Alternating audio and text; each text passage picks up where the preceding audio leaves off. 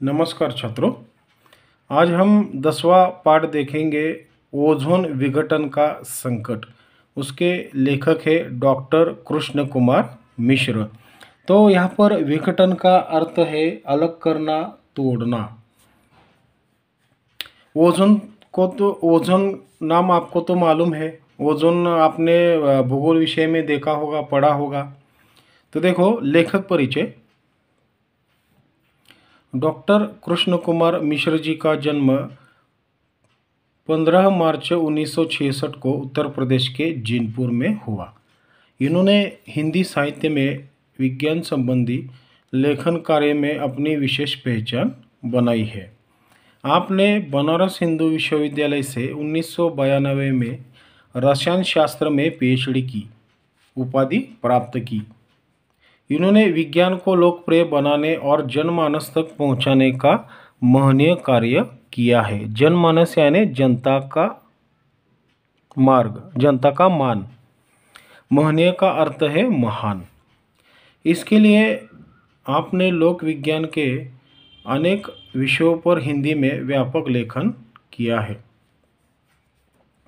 विज्ञान से संबंधित आपकी अनेक मौलिक एवं अनुदित पुस्तकें प्रकाशित हो चुकी है। मौलिक का अर्थ है वास्तविक, असली। अनुदित का अर्थ है अनुवाद किया हुआ। आप विज्ञान लेखन की समकालीन पीढ़ी के सशक्त हस्ताक्षर है।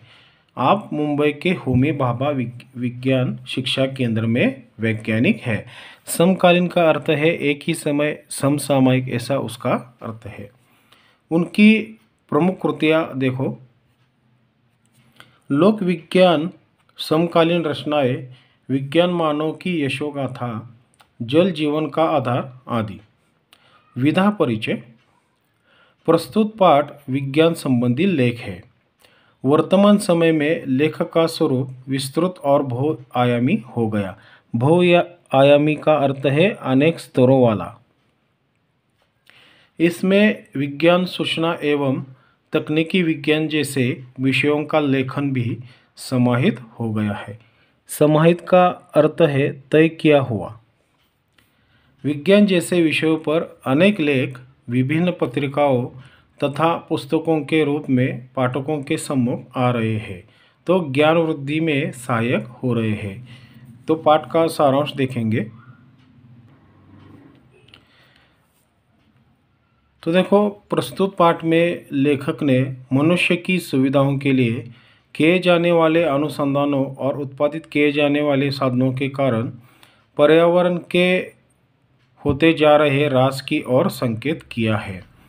तो अनुसंधान का अर्थ है ज्ञान की खोज करना।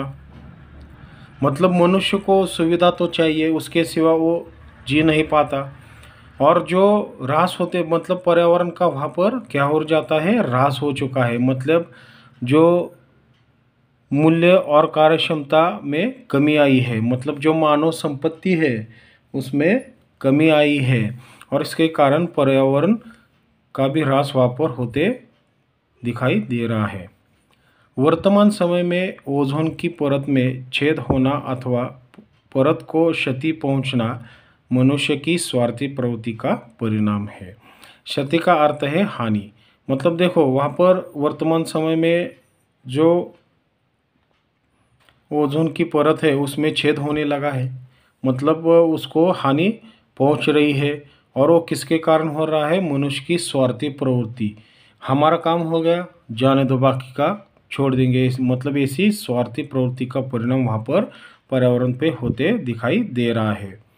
हमें यह भली भांति समझना होगा कि यद्यपि सूर्य हमारा जीवनदाता है, परंतु उसकी पराबैंगनी किरणें संपूर्ण चराचर सृष्टि के लिए घातक सिद्ध होती है। तो देखो, यहाँ पर हमें समझना तो चाहिए कि सूर्य हमारा जीवनदाता है, ये सभी को मालूम है।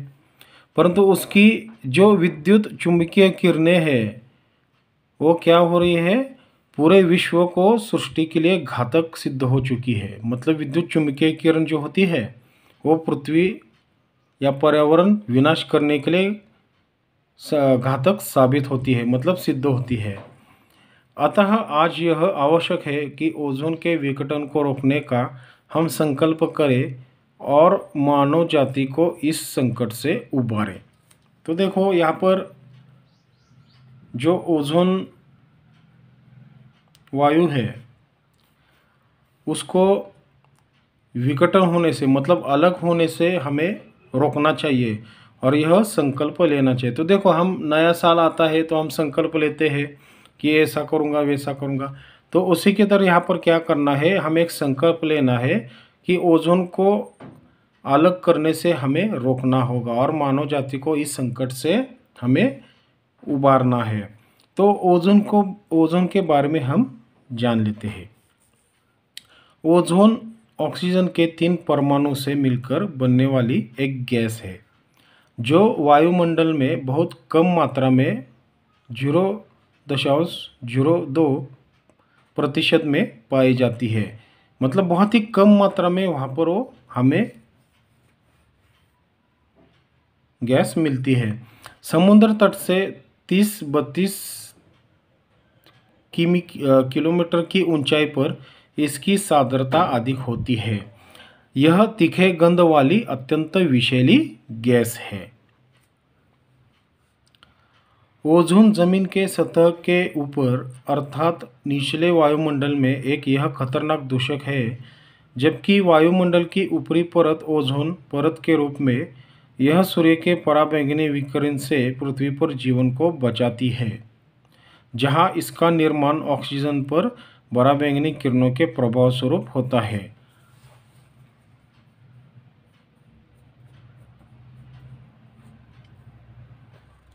तो यहाँ पर देखो वहाँ पर जो पराबैंगनी विकिरण है वहाँ पर वो क्या होता है, पृथ्वी पर जो भी जीवन है वहाँ पर वो किरणें बचाती है और इसका निर्माण ऑक्सीजन पर क्या होता है, पड़ता है और बाद में पराबैंगनी किरणों के प्रभाव स्वरूप हमें वो दिखाई देता है। ओजोन ऑक्सीजन का एक अपर रूप है। यह समुद्री वायु में उपस्थित होती है। ऑक्सीजन की एक मंद शुष्क धारा निक विद्युत विसर्जन से गुजरे जाने पर ओजोन में परिवर्तित होती है। धन्यवाद।